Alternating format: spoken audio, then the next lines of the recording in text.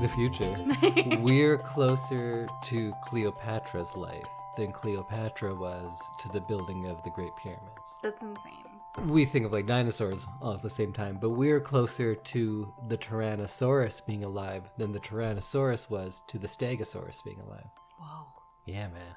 You're like blowing my mind with all of this. What about Pablo Picasso could have seen the Texas Chainsaw Massacre in theaters? No. I always think of him being alive in like the 1600s. I don't know why. Yeah, like quaint provincial France. No, but he died in the 70s. No, I think he was alive in Belle's time. He was from Beauty and the Beast, wasn't he? Or there was a time, like a brief period in time, where Abraham Lincoln could have sent a fax to a samurai. What? Fax machines and samurai and Abraham Lincoln like coexisted for about 2-3 years. That's weird. This is too much. Or Han Solo has been famous for longer than France has been guillotine free. They were using the guillotine pretty long. I knew that. That is crazy. I don't like this. This is too much time-space continuum. Whoa, man. Time, man. But today's not even one of our spacey episodes. And, like, time hasn't existed for me for, like, 3 weeks now. No. Today was the first day I put on, like, real clothes. I'm wearing jeans right now. What? It sucks. Yeah. In fact, I'm going to undo the top button. There you go, because it's a party. Because it's a party. And by party, we mean podcast. Podcast party. Welcome to another episode of I Love This, You Should Too. And we are a member of the Alberta Podcast Network, which is locally grown and community supported. And my name is Indy Feel the Rhythm Randawa, and with me is Samantha Lucky Egg Hees. I wondered if you were going to be Lucky Egg or if I was going to be Lucky Egg. You knew one of us would be the Lucky Egg? I thought so. Well, if that's not a good enough hint for you, today we are going to be talking about Cool Runnings from 1993. It was my pick last week, so I chose this movie from my childhood that I assumed I really loved, but I haven't actually seen in, probably more than 10 years? 15? 20? Who knows? I still knew every word to it. You did. And Samantha saw it for the first time, so we'll be discussing that today, and today will be a spoiler-filled episode. So many spoilers. If you haven't seen it, go watch it. What are you waiting for? But before we get into talking all about Cool Runnings, we want to thank one of our sponsors for today, and that is the Edmonton Community Foundation and their podcast, the Well Endowed Podcast, which is hosted by Andrew Paul and Elizabeth Bonkink and produced by Lisa Pruden. It explores the impact of passionate people who are working to make Edmonton a strong, vibrant city to live in. The Edmonton Community Foundation helps people create endowment funds, and the podcast tells the stories of how those endowment funds intersect with the community. And you can find out more about them at thewellendowedpodcast.com, or you can download and subscribe to their podcast wherever you are listening to this one. Well, Samantha, how are you feeling today? Are you ready to talk Cool Runnings? I am feeling significantly better than the last time we podcasted, so That's I am ready. Indy, how are you? I am feeling very Olympic today. Are you feeling very Olympic? You're wearing no Canadian gear, but I know it's in your heart. No, today my heart is Jamaican because I love Jamaica. And Jamaica loves me. I could just do this whole podcast in quotes from this movie. I know you could. I would never, ever challenge you to it because I know that you could do it, and then I would just sit here stunned in amazement as you performed this podcast in quotes. Well, I guess we have to start off with Samantha. Did you love this movie? I loved it. You loved it? I loved it. Whoa. I also cried at the end. I'm actually surprised What? that you loved it. No. I'm an original Disney kid. This got me good. Wow. You didn't think I would love it. No, I didn't. Huh. You didn't seem engaged Oh, during I the was watching process. 100% engaged. Wow. Were you taking notes? Yeah. Oh, because you usually never take notes, so you don't take out your phone. So when I No, saw you I using was your phone, making I assumed little- you were Instagramming like you No, used to. I was making little like plot mentions. Right. Just to kind of like stir my memory in the future. Like I have egg. And then egg in pants? Question mark? Yes, egg in pants, period. So I was taking some notes, and like my notes are never good, which is why I don't usually take notes. Right. Because But you needed to remember egg in pants. egg in pants? Question mark. And how do they stay warm in onesies? Question mark. Really, it was just a lot of questions. Oh, well, maybe we'll get some answers. Yes, please. Yes, please. So, Indy, you saw this movie for the first time in 1993, Yes. and you got it a couple Christmases later. Yep. Do you still love this movie? So in this podcast, I tend to bring, like, I love my Kurosawa and my Scorsese. And I was a little worried because I haven't been doing the real nostalgia picks very often. But I think this movie's better than all of those. I fucking love this movie. Oh, he fucking loves it. It's so good. We have profanity in front of love. I love Cool Runnings. It was delightful. It really was. This was the feel-good movie. And I remember that, like, Olympics just makes me cry. Yeah. Like I will just cry freely for 3 weeks while the Olympics are on. 2 weeks? 3 weeks. Something like that. A month, a year, I don't know. But, like, I cry. I will be in a bar watching the gold medal game and, like, just weeping Yeah. over beer. I get it. I get it. Like, And Olympics you cried makes in me- this at the end? at the end, yeah. Okay. Yeah. I may have cried like 3 times. I may have gotten close to tears a few times, but that ending sequence, Yeah, and then they the slow carry clap. they carry the thing, like they carry their sled over the finish line, and I was just like, I was a mess. Yeah. I get it. Well, let's get into it. Maybe we'll start off with, I'll talk a little bit about the real life story and the making of. I don't think that really matters because this is a movie. It is a work of fiction, but we'll mention a little bit of that stuff. And then we can just go through this movie and talk about why it is the best. Excellent. I'm very excited. I think this is going to be good. And I hopefully can answer some of the questions that you have because I have seen this movie quite a few times. Egg in pants? Question mark? It's so rewatchable. I could rewatch it right now and I'd be happy about that. So, like I said, it was based on a true story about the Jamaican bobsled team who went to the Olympics in '88. And people might say, like, hey, he was just trying to get in the Summer Olympics. How did he get in the Winter Olympics? They used to be in the same year. They didn't separate until 92. I think 92 was the last time they were in the Okay. same Yeah, year. yeah. And then they did the winter again in 94. So they didn't wait 6 years. They just did the winter twice in 2 years. Okay. Yeah. Oh, So- that would have been great as an elite athlete.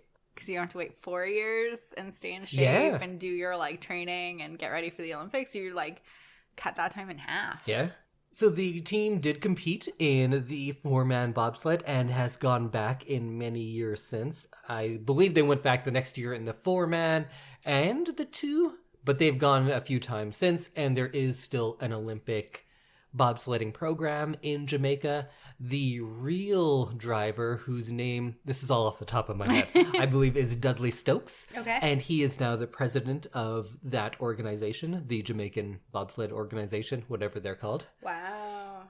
How it came about was not quite like this. They weren't failed sprinters. Rather, they were military men, and their coach was saying, like, no, you should do this. This is a good idea. And they did, in fact, have an American coach who believed sprinters could be good bobsled pushers, which is very true. Yeah. And many sprinters and speed skaters, things like that, have transitioned over to the bobsled. I know for the Canadian team, not too long ago, we had one of our the running back for the Hamilton Tiger Cats Really? went and became a bobsledder. Yeah, That's Lumsden amazing. did that. It's probably easier on the body. Than football? Oh, yeah. Yeah.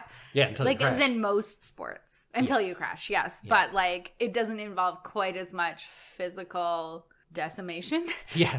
Yeah, well, I guess as a lot of Olympic sports similar do. to running, to sprinters. Exactly. They're kind of built for that. Like track and field and anything like that. It's really hard on the joints and everything. So you have that little bit of running at the front, and then you get to sit in a sleigh.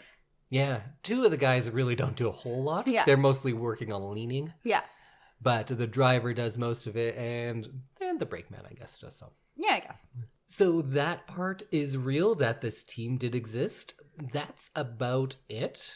The crash that they show in this is the actual crash from the Olympics. Right. That really happened. I believe it wasn't on their last run. It was on their second to last run. They weren't really like ahead of the pace when they crashed. Right. And they did finish, I think, third last overall. It's like loosely based. Yeah. Yeah. All of those things happen in the movie. The timing, of course, is different.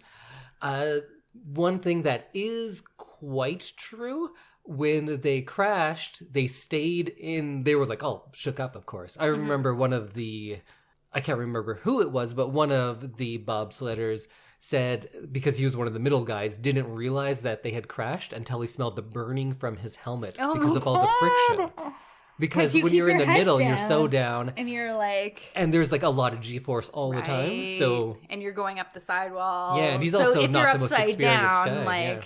you're not gonna know. Yeah, and their lack of experience was also true to life.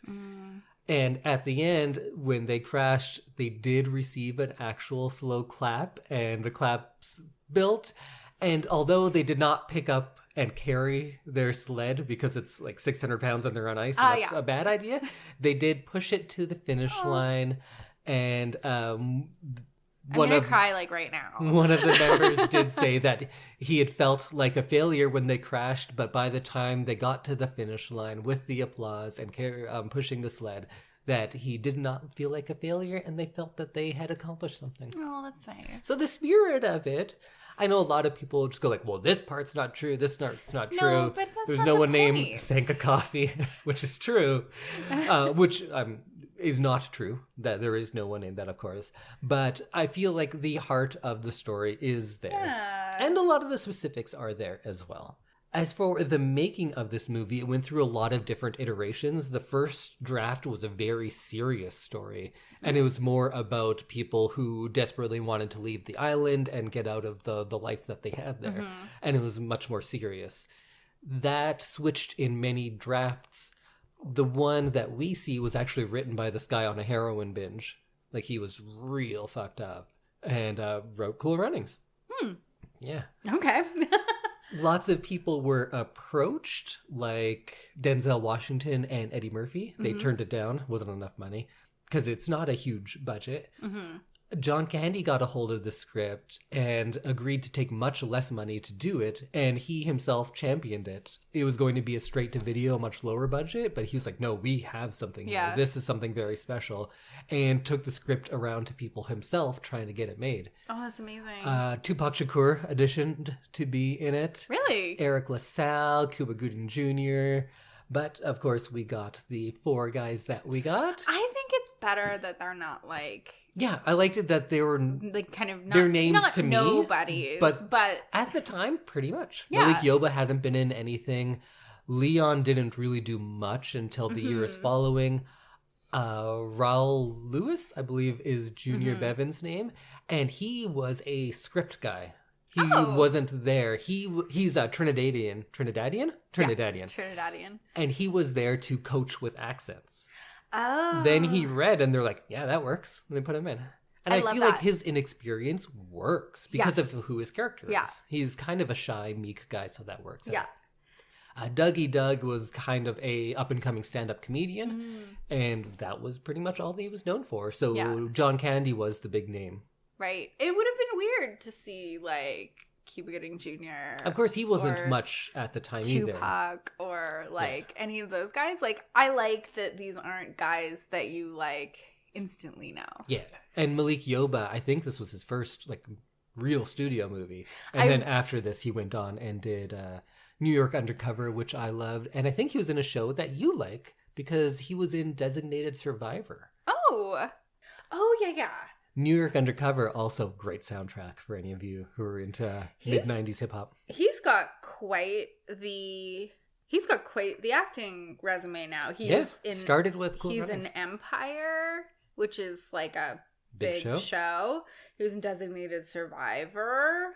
Yeah, wow. He's done quite a bit. But the most important thing he's done, of course, Cool Runnings, was writing the theme. Yes, Malik Yoba did that. I read about that he wrote it for his audition. Yeah. Yeah, I think that's so cool. Yeah. I don't look anything up beforehand, even if I know what movie we're doing. I don't look a whole bunch up, but I just saw that on the Wikipedia page and I read a little bit about it.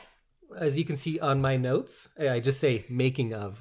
This is all off the top of my head because I know this movie so well. I know you do. One thing about their accents, they're not great, but it was a source of a lot of controversy in a few different ways.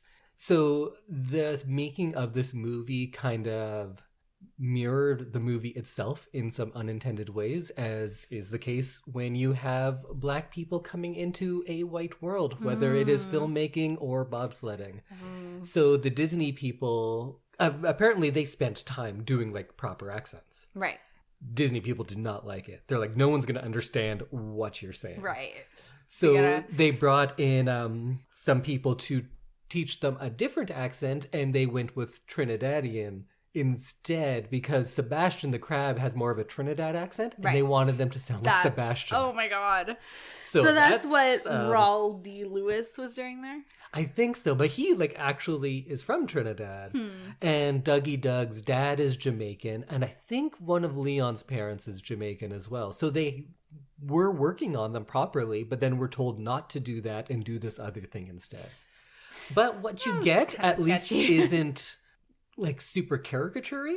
Yeah. It's light. It's not a Jamaican accent. No. But it is a Caribbean accent, I guess. And some people have it stronger than others, but at least it's not cartoonish and over the top. True. So I would rather they go with just not an incorrect accent than a stereotypical one. True. So that's true. It's over the top. And I mean, it's like, I'm not trying to give the Disney Corporation, which is problematic in itself, any like leeway, but like it's for kids, it's for the greater audience, and it's not really about the accents, it's more about the story. So I'm gonna let it slide. And there was also a scene where they were going to build a snowman, and then they give the snowman a joint because, like, Jamaica weed, hilarious. The four of them refused. Oh, good for them. Yeah. Good for them. And for, like, young actors that are unproven in a Disney movie, that takes a lot of guts. No kidding. And Turteltaub was very angry about it, but it's not in the movie, and that is for the best. Yeah. I agree. I think that is too far. Since we're not going with real accents, I don't think stereotypical stuff is good. Yeah, and I don't have any, like, big soliloquies planned for today. I don't get into the themes nearly as much. All my notes are, I just wrote lines from the movie in order. That's it. But I feel like they're going to come out, and one of those things we would probably talk about is race. And I think we'll probably get into that stuff in this and how it's portrayed. Oh, absolutely. And how or not problematic it is. But you know what my grandfather says? What? Get back to work. So let's get into it. Perfect. I love all the things that Senka yells throughout. So much of it is 80-yard, and they're all funny to me. Yeah, they're good lines. He has a lot of really good one-liners. So we're introduced to Doris at the beginning, and he's going for a run. And is he married? Is that his girlfriend? We don't know. We also kind of find out he's a teacher. Does that matter? Not really. Yeah, it's like there's no backstory for him. It doesn't matter. Well, the backstory we do get is that his father is an Olympic gold medalist. Yes. And he, whether or not it comes out explicitly, feels a lot of pressure to follow in his father's footsteps. Mm-hmm. And he believes following in his father's footsteps means winning an Olympic gold medal. Yes. But he learns that it means so much more than that. Excuse me while I cry. I'm just going to cry this whole episode, okay? Okay. That'll be fun to edit. We also get introduced to Sanka Coffee. Mm-hmm. That's one thing I maybe have issue with. The character names of Sanka Coffee and Yul Brynner. Do you know who Yul Brynner is? No, I don't. He's a big actor from 60s-ish. He was in like King and I and big epic stuff. Right. And it's a very notable name. Yeah. That is not a name a lot of people have. So to name this character that, why? It does not add anything. And same with Sanka Coffee. We get that his character is a joke, but his name doesn't need to be a joke. No. Those are the only things. That's maybe my only issue with this whole movie. And this movie, has a very formulaic plot. A plot that you've seen many times if you've seen sports movies, right? Mm-hmm. There's not a lot new here. Like, you have the underdogs. They're coached by a washed-up has-been who has some sort of scandal in his past. Yes. That could be half of the sports movies out there. Mm-hmm. That's the Hoosiers, that's Mighty Ducks. It's a training montage. Yeah. This gets 2 training montages, I know. I which love were a good great. training montage. And when they're at their lowest, the team they rally together and they say, we're not going to give up, and they become better. But this includes something that those don't, and that's failure. Like, the first time we really get to see our heroic lead, he is in the dust, losing the race. Yes. And that shot always gets me when he's on the ground and he has the clay on his face and he's looking up and you can just see the people celebrating way off in the distance. Yeah. Beautiful shot. I love it. Very effective. And it is very different than what we would see in most movies because it's not a joke. Usually in a movie with the lightheartedness that this has for the most part, something like that would be played as comedic, but here it is very tragic. And it's not the only case of that. Like, later on I'm jumping ahead, but now, you know how I said I have no soliloquies? I've kind of found one. But later on in the movie, we get the bit where Malik Yoba's Yul Brynner says, I'm going to live right down there. And he has a picture of Buckingham Palace. Yeah. And that should be played as a joke in most movies like this. But it's played dead serious, and you get to see a man's dreams dying in front of him. A grown man who was like this tough, like badass character this whole movie. Yeah, that was hard to watch. Absolutely. And then we get Junior Bevel coming up to him and doing that speech about how, like, the more people we have in the world, the better the world will be, especially for people like us. Mm-hmm. You go get your palace. And that was like, I know it's a little manipulative and a little on the nose, but it's brilliant and so it good. Worked. Yes. And that's what this movie does a lot of. It says, like, you know what? You're not going to win all the time. Mm-hmm. You're not going to get everything you want. Wanting it more will not get you everything. Right. Which is the opposite of what most sports movies tell you. But it says, but you can get what you need. You know, you might not always get what you want. But you'll get what you need. If you try sometime, you just get might what find you get what you need. Thank you And for that is the message Yeah. of this movie, because he knows, and we all know, he's not going to live in Buckingham Palace.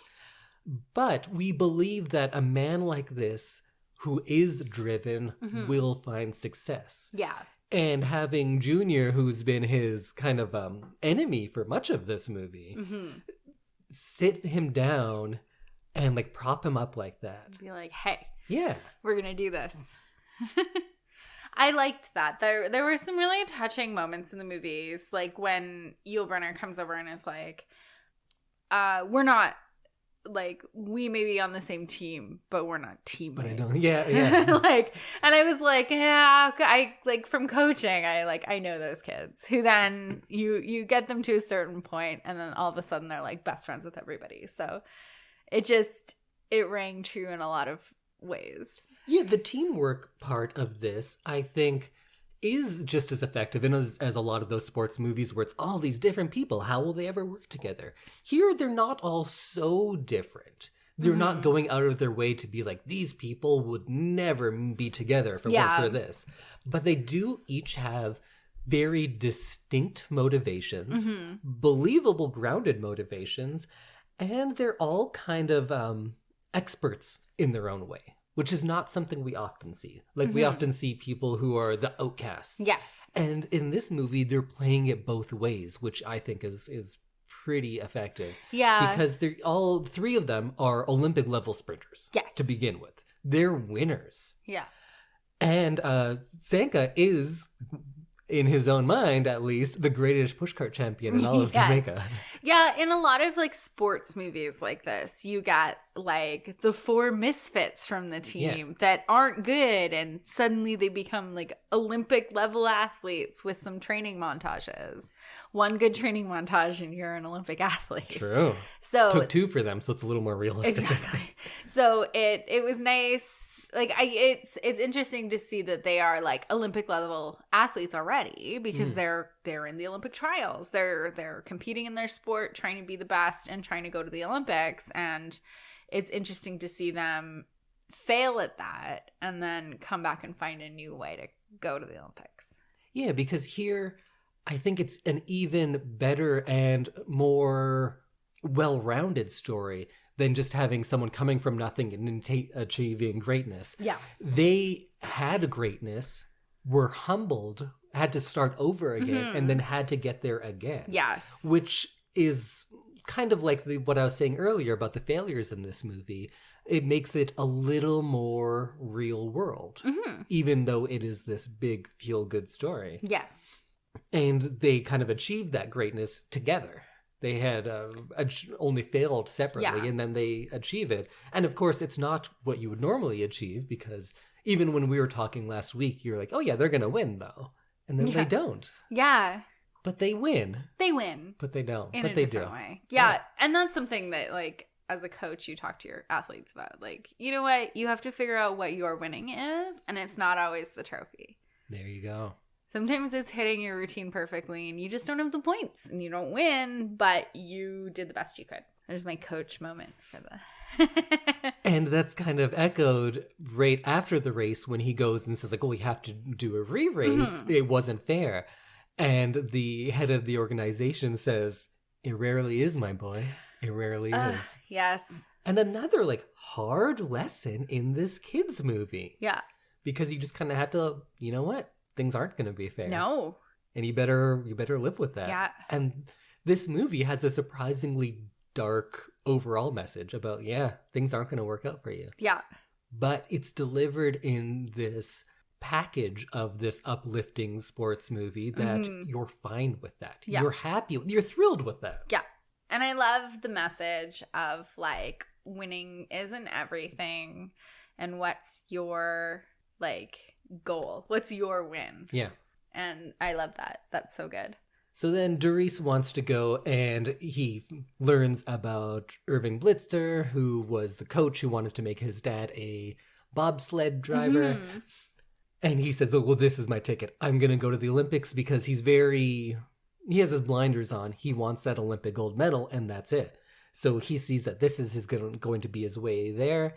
And I like the way he gets Sanka in, because Sanka doesn't need to prove anything. No. He's actually kind of, although just like the comedic relief and the jester character, he's the most fully actualized person at the beginning. Oh, for sure. Sanka knows who he is. Yeah, he doesn't need to prove happy anything with to it. anyone. Yeah, he's happy. He's good. And I love how Doris gets him on the team. Do you remember the line?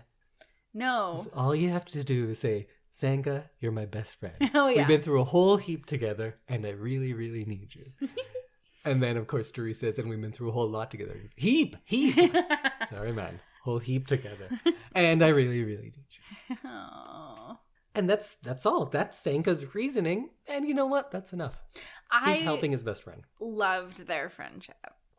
They're funny. They're funny. It's such a, like, classic friendship where you have all those, like, little weird things that, like, to the outside world seem, like, strange. Yeah. And then but you can tell they have a you history. guys, like, to you and your best friend, it's totally normal. Yeah. And I feel like anybody who's ever had a best friend will understand that there's like the little weird things that you do. And I liked that when it becomes the four of them, it's not Doris and Sanka together versus the other people. Mm-hmm. Their friendship is strong enough that they don't need to like talk about it or show it. Yeah. They're just like, yeah, of course he's my best friend. Yeah, we're That's best why friends. I'm here. Whatever. So then they get Blitzer on board, and they have that sequence where they show the videos, the bobsled videos. Uh-huh. And that's just like a quality visual gag that Yeah. they show it all, and then they turn on the lights and everyone's gone. Yeah. I like that. That Good was stuff. funny. Nobody wants to do that. I also love that the video was people like crashing and burning Yeah. in a bobsled. And then the headline of "Man dies in bobsled Yeah. accident." And we get reintroduced to Junior and Yule, and Yule chases him around, and he says something about beating his butt, or how about I kick your butt, and then he says, how about I draw a line down the middle of your head so it looks like a butt, which quality Sanka material. Love a good butt joke. Well, you get a few of them in this one. Yes, it's true. And I like that it's established early that they all have a good reason to go. And at this point, we think we know what they all are. Mm-hmm. Like, Sanka's helping his friend, Doris wants a medal, Yul Brynner wants to get off the island, and Junior at this point is just saying, like, well, I want to help you because it's because of me that you lost. Yeah. Which is a great reason, but then all of these kind of get elaborated on later Yeah. and change. True. And you kind of see the growth and the acceptance throughout the movie, which I love. Yeah.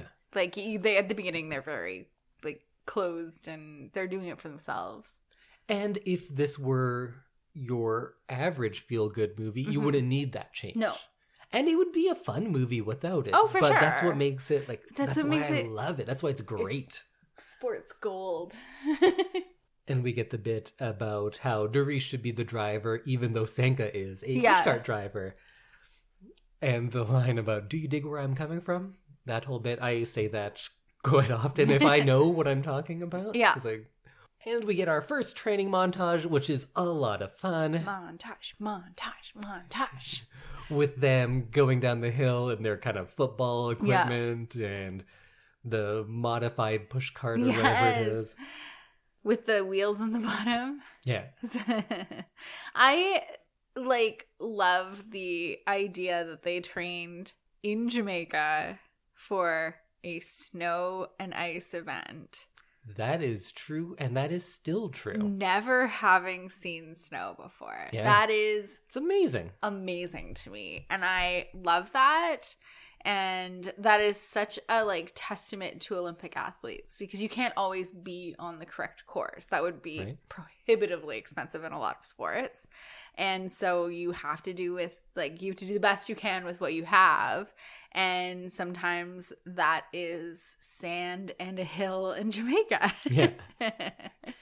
And eventually they get their 5'9", so we see that they're growing and getting better, and they're trying to raise money, which was fun, of course. Yeah.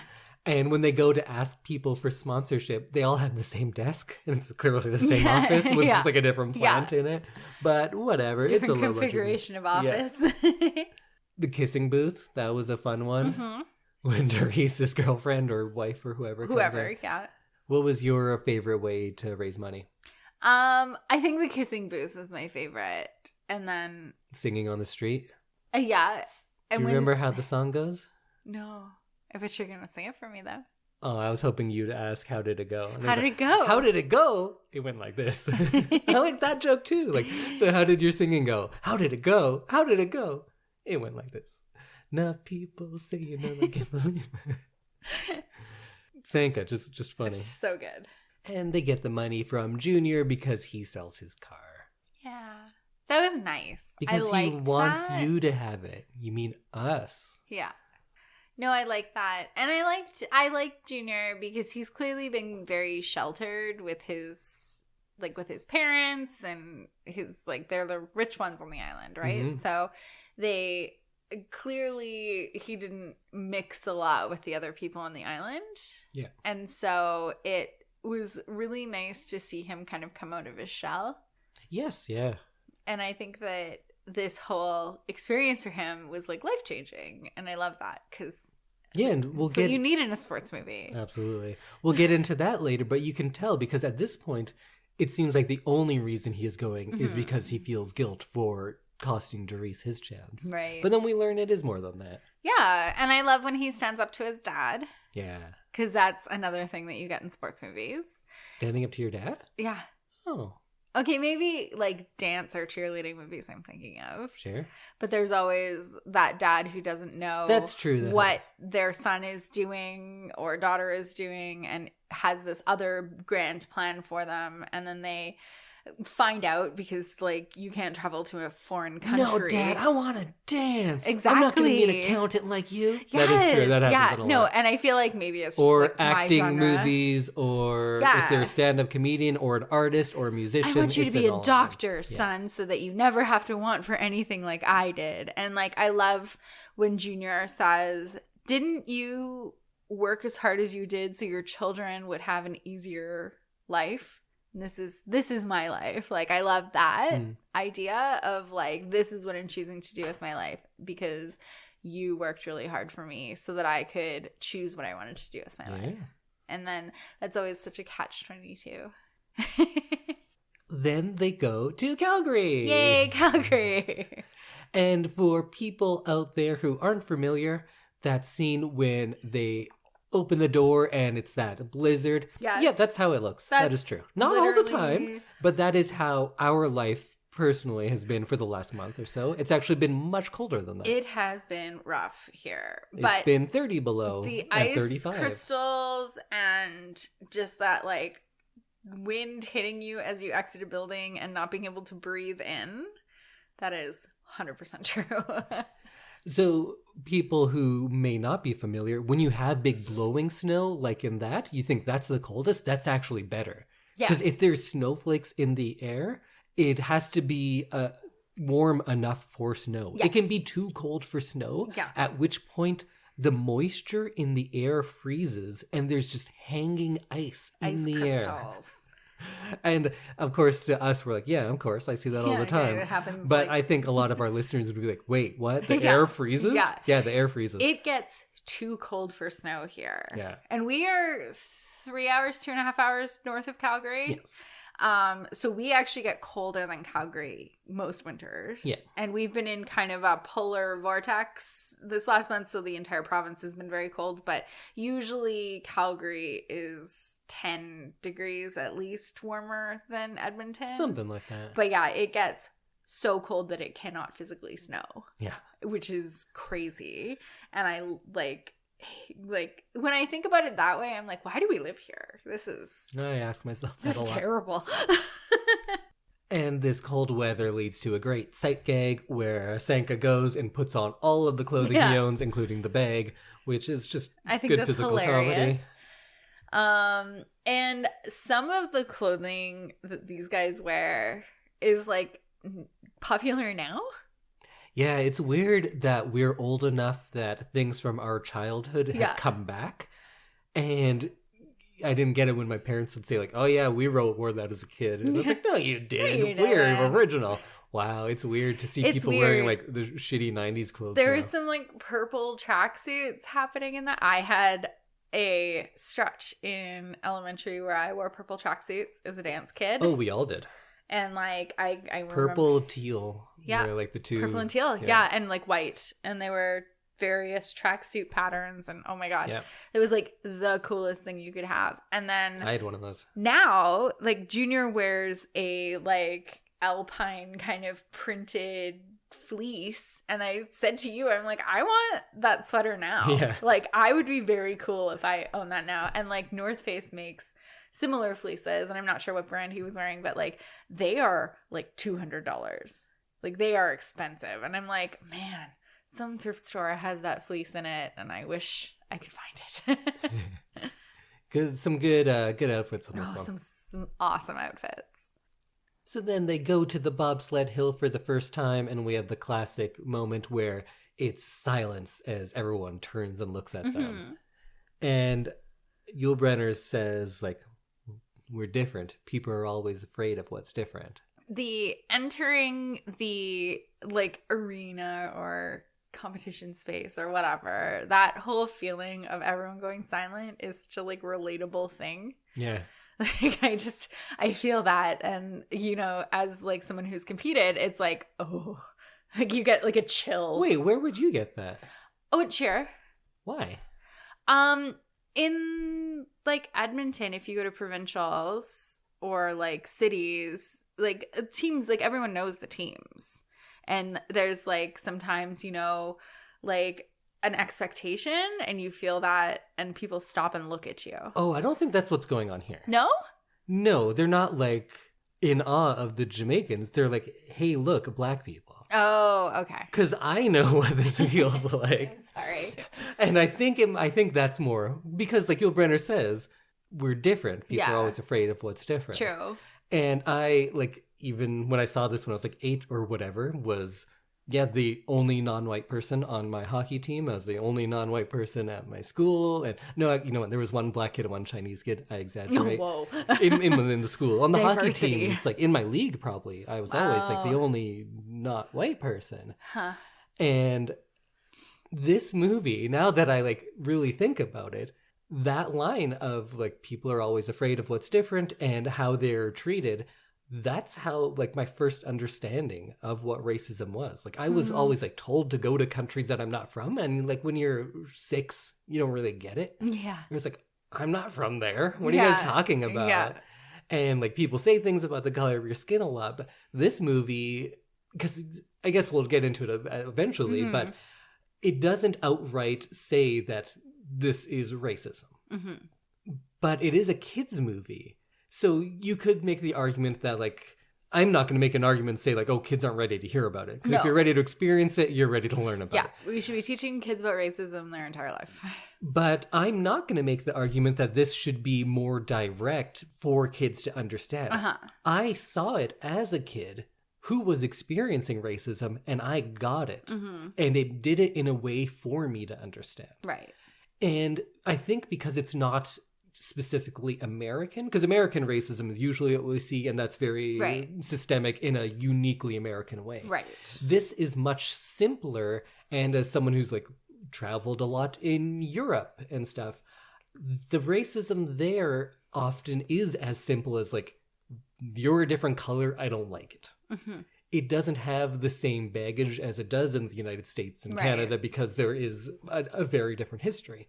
So the simplistic way that they put it, because it is very just like, you're different. And it can be that simple. And as a kid, it pretty much was that simple. And this movie taught me about it. This movie, like, I think might get criticism now for tiptoeing around it. But it does it in a way for children. Yeah, and like, it's a good way to introduce you to it. Absolutely. And it's a good way for parents to introduce children to it. Yes, yeah. And that theme like goes on throughout the movie. And I think the only time it's really said outright is when Irv, John Candy's character, said when they were talking about the team being an embarrassment, he says, oh, I didn't realize 4 black men in a sled could make you blush. And that's when the president goes, whoa, whoa, whoa, that's not what we're saying here. Right. But clearly that is the subtext. Yeah. And they only make it explicit here and there. But if you are someone who's like gone through it, it's explicit. You know exactly what's going on. And I think to kids, it's explicit enough to teach you like, oh, what's happening there is wrong. They don't break it down of why it's wrong or the history behind it. You just see what's happening and you see it's wrong. Right. And I think that's a great way to teach kids. Oh, for sure. And like, that's the kind of racism that really needs to be like dealt with and pointed out, is that subtle, behind the scenes, throwaway comment kind of racism. Right. You don't have to be brave to say like, oh, the KKK is bad. Yeah. But to call people out on little things, that's what people need to do. Yeah. Because that's not all the majority racism of it. is white hoods and burning people. Yeah. It's little throwaway comments and like micro things that happen that just keep going. Yeah. And it's explicit enough. It's not like little subtle things. No. But like, those are the kinds of things that people need to call out. And then after this, we get that Buckingham Palace part that we already talked about. And I love it because it is Junior that comes to Yul Brynner's rescue. No, rescue is probably too much, but he's on his side. Yeah. And that's nice because you get to see that friendship between them forming, and it's going to like really take off after this. Sanka was a bit of a jerk in that scene though, but I guess he's wisecracking. That's what he does. He's just like, he's comedic timing for the team. Yeah, because he starts laughing when he sees the Buckingham Palace, but then also I kind of get it. Yeah. Like, if there was a guy who was kind of bullying me and then said, I'm going to live in Buckingham Palace, I'd be like, no, you're not, you dummy. Yeah.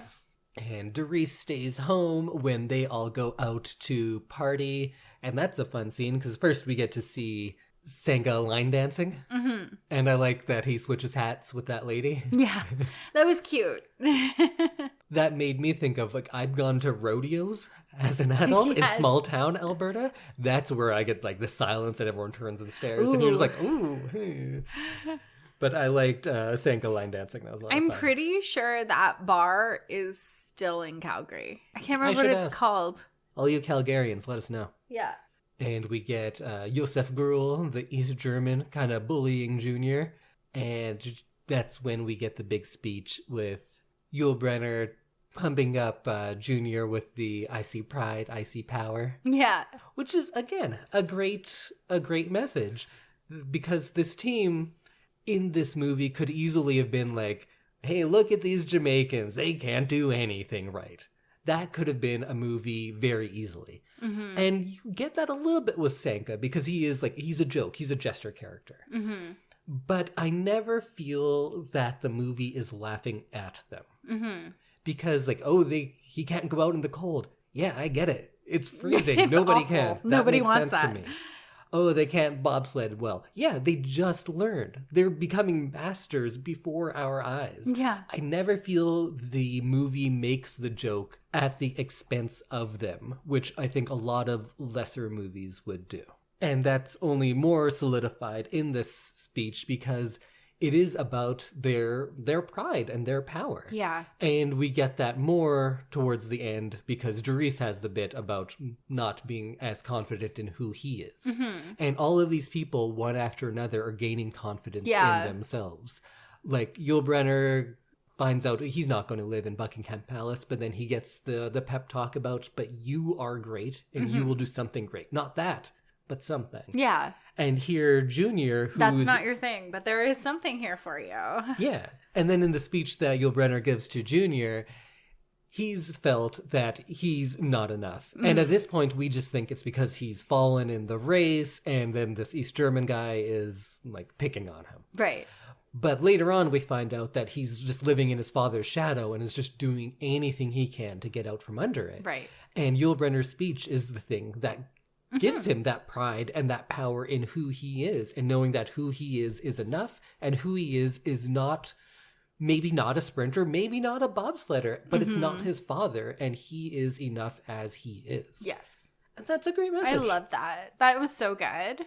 Those are such, like, big moments in this movie. Mm-hmm. And it has several of them, and they all work for me. Mm-hmm. I think there's something about sports movies because they don't have to rely on metaphor as much because sports themselves are the metaphor for your life. Yeah. You don't have to have a roundabout metaphor because the sport is the thing. Mm-hmm. You have to overcome all of that adversity to become what you want. But this movie does take it further, and most sports movies don't. And that the sport was the metaphor for all of their struggles, and we get to see that mirroring, and I think changing their life. Yeah. So then they get into the big fight, and they go home, and Doris is very angry at them. John Candy's angry at them, and that's when we get the kind of they're at the bottom again, and then we have to have our second training montage for them to get together as a team because they were learning something new, but now they're really coming together and they've gained all of these individual strengths, but Doris hasn't yet. Yes. I think that comes later. Yes. But that training montage was very fun as well. I think that's the one to rise above it. Yeah. You've got to rise above it. That was fun. One of my favorite lines in the movie was, "We can't bobsled Swiss, we have to bobsled Jamaican." Oh, that comes later. Oh, is that later? Yeah. Okay. Because here we have the qualification stuff first. Right. And they have to do their qualifying run, and they do qualify. But then the committee changes the rules, and John Candy has his chance to make this big speech. And that's the one about the... sorry, I didn't realize that 4 black men and a sled could make you blush. And he has this big speech about, like, yes, years ago I forgot what the Olympics were all about. Yeah. But take it out on me. Don't take it out on my guys. And that speech I thought was pretty great as well. Yeah, it was such a good speech. They're all, I don't know. Some good speeches. Yeah. Some good I love 'em. montages. And John Candy, like, this movie is, it's a little sad to watch because this was the last one he did in his lifetime. Well, 2 more came out, but he got to see this one come out. Right. And I just wish we had gotten more of him because guys who are similar, like maybe that are silly so much of the time, Right. like your Adam Sandlers got a chance to do Punch Drunk Love. Like Right. they got a chance to do those dramatic turns. And John Candy never really got that ability. We get to see it a little in this one because for the most part in his career, he's the silliest one. And he's not in this. He plays it more straight than everyone outside of maybe like Doris. And to see his dramatic acting abilities, I just wish that, you know, we could have gotten more of him. We could have seen an older John Candy and stuff. Oh, for sure. But we don't, and that's sad. But we get this This and is that his speech legacy. is I think that speech is great. Oh, for sure. That was such a beautiful speech, and it had so much emotion behind it. And I think that is such a good legacy for him. Yeah. It's weird, though, because at this point, he was kind of getting into kids' movies, and I'm not sure if that was by choice or just what happened. Was available, yeah. Yeah, so I learned about him at this time because this came out, and I think Uncle Buck came out when I was like 6 or something. So that's what I knew him as. It wasn't until later that I got to go back as an adult and see what he had done earlier than that, when he wasn't just in kids' movies. Oh, and Home Alone, of course. Home Alone, yes. Yeah. Home Alone as well. He just really wanted to be in it, so I think they paid him $400. 400 John Candy. The guy who delivers the pizza in Home Alone made more than John Candy did in that. Because John Candy was just like, yeah, I just want to be a part of it. I just want to be in it. Yeah. Well, he was rich at this point. He's well off enough, Yeah. but everyone else there's making more than him. That's amazing. Same in this. He took a pay cut to be in this because he was just a big fan of it. What a guy. Yeah, what a guy. I think it was around here when Doris sees the Swiss team and he's in awe of them. And that's a beautifully shot scene where it's dark out and we get the twinkling lights of Calgary way off in the distance. And he sees them going in slow motion and they're slapping the helmets and the eins, vines, times and how good they are. And to him at this point, it's just skill and excellence. That's what he wants. Yeah. And so he sees them doing that. And then, of course, in their first run, he mimics all of those things. Yes, yeah. And tries to be like the Swiss. You don't see the Swiss team carrying on like that. So, yeah, but you never see the Swiss team with the pretty girl either. True. Or having fun either. If they ever saw a pretty girl, they'd probably say, eins, feins, treins, and try to push her down some ice. That was a cute little sequence. Yeah. And then after their unfortunate first run that's when we get that speech that you were talking about, which was very good as well. Yeah. Where we get to see Sanka be serious for the first time. And it's a nice little role reversal. yeah, because he says, like, I didn't come here to forget where I came from. And Doris is like, well, I'm just trying to be the best I can be. And he says, the best I can be is Jamaican. If we look Jamaican, walk Jamaican, talk Jamaican, and is Jamaican, we better sure as hell bobsled Jamaican. Which is great, and I love it. It's kind of sad that they're not, like, Jamaican, like the actors. That would have been cool if they got Jamaican actors with proper Jamaican accents. But the sentiment is still there, I think. And I'm willing to forgive the inauthenticity of certain things because the spirit is there. And I kind of love it. And this is the beginning of the turning point for Doris, I guess, because his turn comes much later. I think John Candy's comes earlier when maybe it turns for him in the speech itself, But then Doris goes up to him and says, like, I'm going to ask you something. You don't have to answer if you don't want to. And of course, Blitzer knows, like, you want to know why I cheated. And he says, like, you had everything. You had the gold medals. And he has the speech about if you make winning everything, you have to keep on winning at all costs. Mm-hmm. And the really good line of when they're talking about gold medals, if you're not enough without it, you'll never be enough with it. Right. And that's something that I think we've seen John Candy come to that conclusion throughout this movie, mm-hmm. but it's not until this point, way later in the movie, that it starts clicking for Doris. Right. And of course, he says, like, how will I know?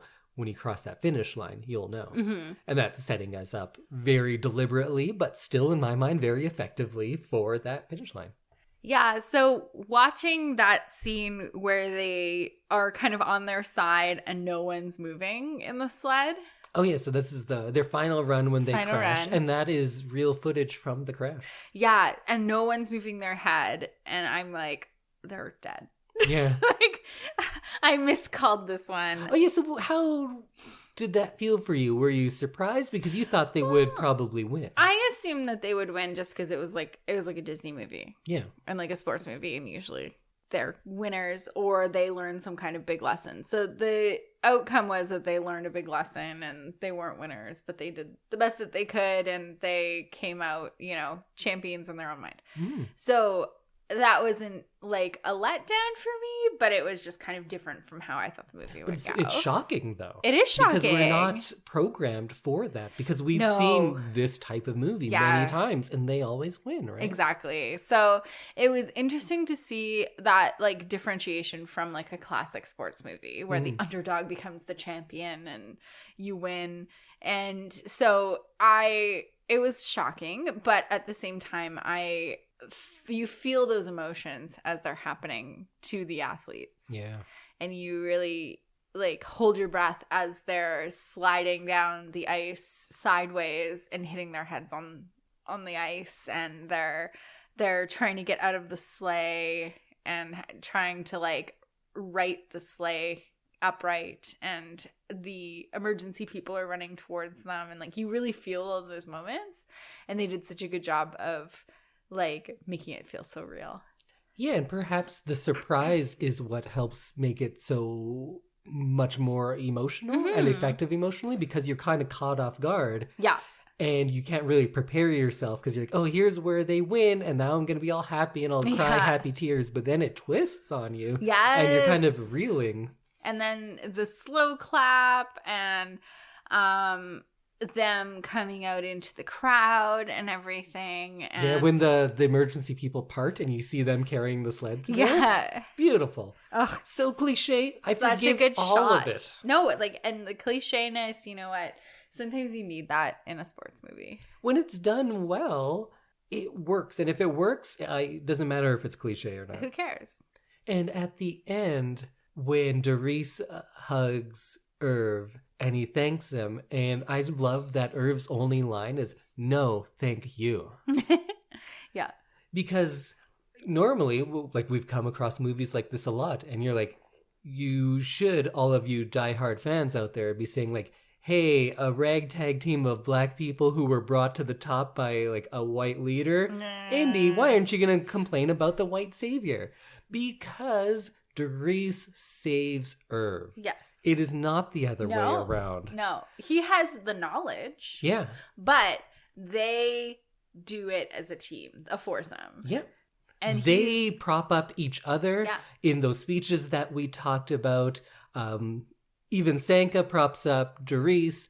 Yule and Junior do it both for each other. Mm-hmm. But at the end, we still have the character of Irv, who has been lost. Mm-hmm. He's been like just wandering around this island for what, like 20 years now, and has had no direction.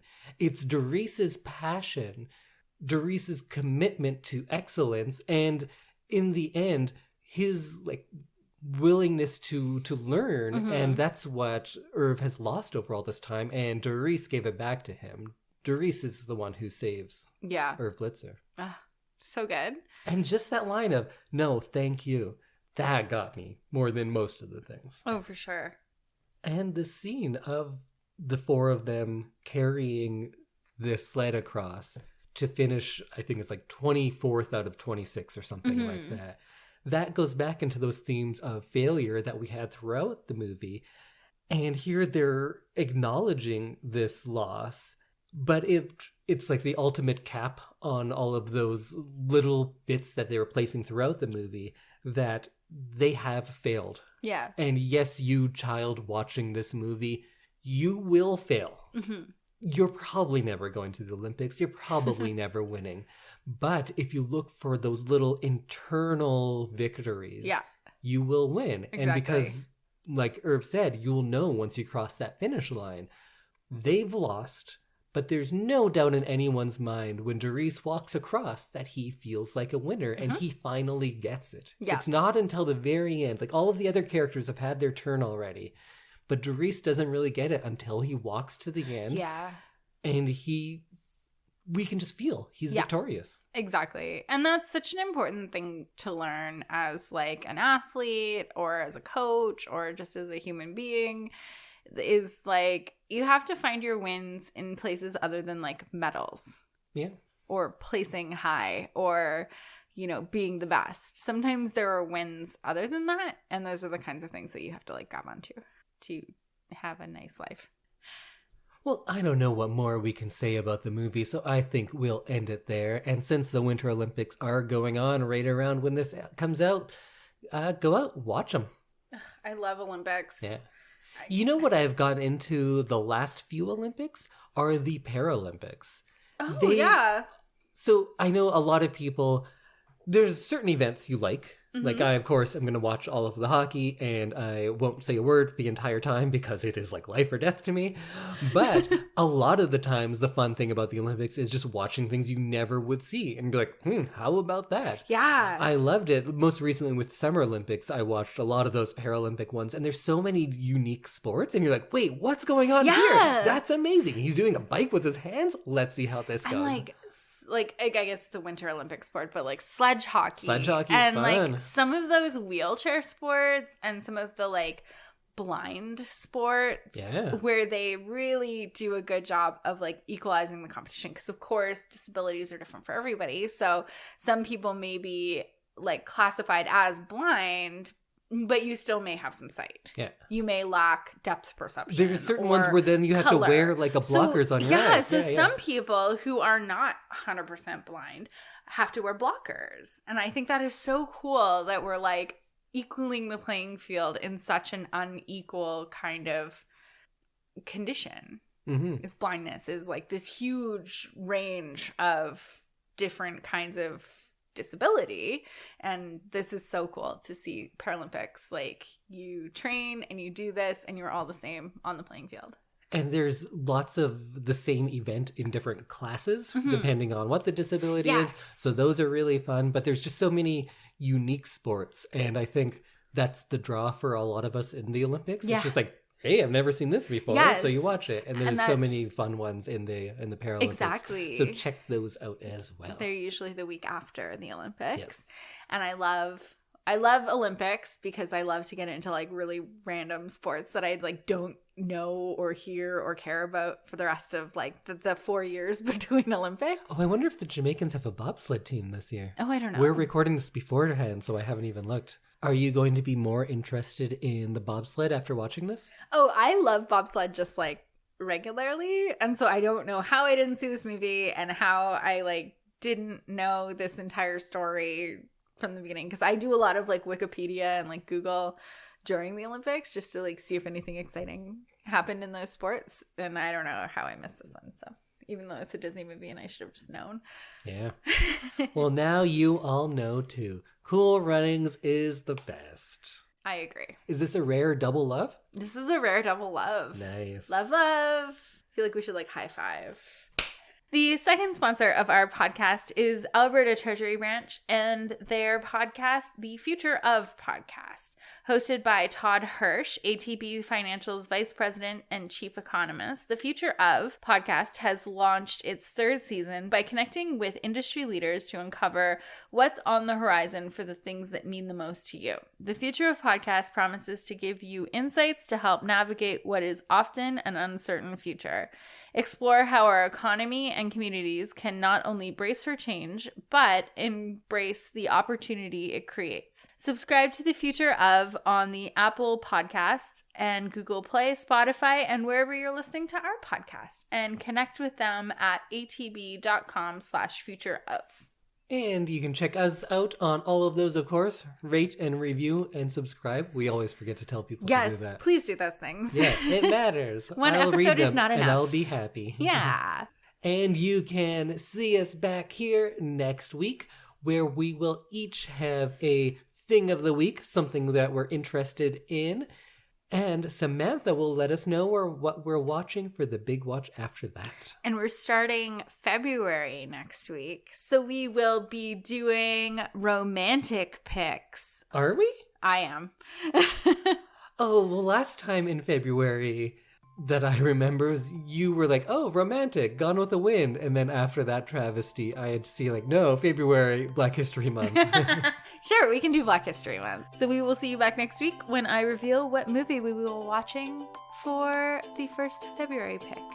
Bye, everyone. Goodbye.